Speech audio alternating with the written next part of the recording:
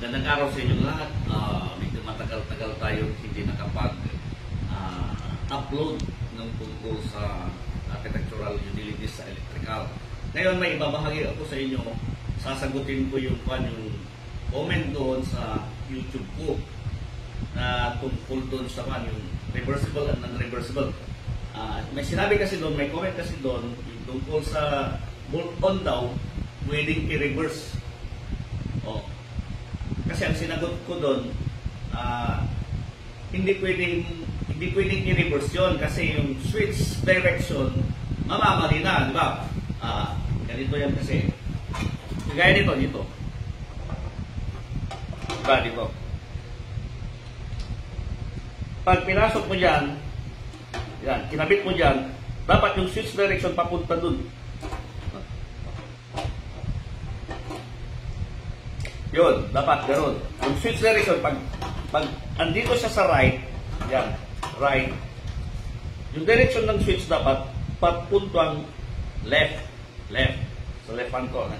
Nasa right ko, yung switch direction dapat papunta sa left. Ngayon, kung dito naman, kunyari, pili natin yung bolt-on, i-reverse natin. Di magiging ganyan siya. Ngayon, ang direction ng switch on ngayon, ganyan. Baliktad na. Samantalang lahat ng switch, pag naka-horizontal yung breaker, papuntang gitna. Ganito. Yan. Ganyan lahat yung direction yan. Yan. Yan. Imagine mo ito kunwari bolt on. Yan. Plug in ito plug in. Bolt on, baliktadin ko. Yan. Magiging switch direction, hindi na papuntang gitna. Diba? Kaya mali. Kaya dapat pag bolt on, hindi natin sasabihin na reversible siya. Kasi talagang mamamali yung direction ng switch. Yung nakasanayan natin na papunta sa gitna, may posibilidad na makadisgrasya pag ganun ang pinag-install. Ngayon, dito naman, sa breaker na ganito, ito yung off, ito yung on. Pag titignan nyo, pag on niya, pataas. Pataas. Ibig sabihin, di ba, parehas to. Nasabi ko noon sa mga ng video ko, pag parehas yan, pwedeng reversible. Di ba? Nabanggit ko na rin doon sa mga breaker na ganito, na pwede sanang reversible kung parehas ito. Yung entry ng wire. Di ba? Tapos, yung position ng bus bar. Ngayon, pag ito naman ay horizontal, yan. Yan yung on niya. Andito yung mga bus bar. Tapos yung mga breaker na kasama yan dyan. Pag andito sa right. Ganon din dito. Ang switch direction dapat ng on, papuntang gitna din. Ganon. Kaya doon sa mga sample ng mga diagram, pag titignan nyo yung mga diagram, yung mga schematic diagram ng panel board, makikita nyo, nasa gitna palagi yung bus bar. Maliban doon sa mga nasa neutral tapos ground bus bar. Nasa gilid naman, katulad dito, nasa gilid. Neutral and ground. Diba? Ngayon, importante yung direction ng switch para hindi magkamali yung mag-switch on at mag-switch off. Ngayon, pakita ko rin yung tungkol sa mga switches na ganito, kung ano ba dapat ang tama na pag-install. Dito tayo. Gaya nito.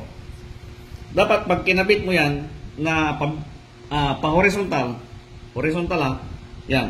Dapat itong mga symbol na to, yung mga marka na yan, dapat nasa taas. Hindi pwedeng ganito. Kasi ang switch on, pataas. Naka-switch on yan. Ito yung off. Yan. Pag switch on mo, ganyan. Pag may nag-install na electrician ng pabaliktad na ganito, ay walang alam yun. Hindi marunong na electrician yun. Baka pulot sa tabi-tabi. Ngayon naman, pag pa-vertical, yan vertical. Yan. dapat, di ba, ang karaniwan sa mga tao, ang ginagamit palagi, right. Kaya, ibig sabihin, dapat, yung direction niya, kung nandito sa, kung gamit mo yung right hand mo, dapat yung direction, papunta sa left. Yan. Switch on. Switch off. Oh. Pagbaliktad dyan, ay walang alam yung electrician. Oh. Ngayon, pag ganito ay na-switch, ito, three-way switch ito. Walang marka, kahit balibaliktad dyan. Kahit ganito yan, kahit ganito yan, walang problema. Kasi, three-way switch. Kasi, dito sa three-way switch, pwede mong i-off, off, on, on. Oh. Three-way switch, yung combination ng switches, kunyari four-way switch tapos three-way switch, di ba, pag four-way switch tapos three-way switch, kinokontrol niya yung bulb in different location. Kung ilang location man yun. Kukontrol niya yung isang bulb o kaya grupo ng mga bulb. Light bulb, la? Oh. Ngayon, balik tayo dito. Huwag nyo isipin yung busbar dyan, Kunyari, ito yung main. Pag ito yung main mo, yan. Kunyari, nasa taas, yung main mo na breaker. Tapos, andyan yung mga branches. Nasa taas siya. Yung entry, bolt on. Bolt on, kunyari tayo. Yung entry, pwede siya sa taas. Yan. O, habang andito yung mga branches. O, andito yung busbar. Kunwari, yan. O, switch on niya, pataas. Natural, pataas. Hindi pwedeng pababa. O. Ngayon, kunwari ang main mo nasa baba. Yan. Pwede yung entry mo ngayon, yung supply, dito sa baba. Bolt on bolt on. Dito sa baba. Kanina, pag andito, nasa taas. Pero pag dito, nasa baba. Yun. Reversible siya, kung sakali, di ba? Oh. Ang importante dyan kasi, yung tungkol sa pag-switch on, pataas. Pero pagdating dito sa mga branches, hindi na pwede. Kanyari, ito na yon yung mga branches. Andyan yung mga busbar. Yan. I-switch on mo, nasa right siya, dapat going to left.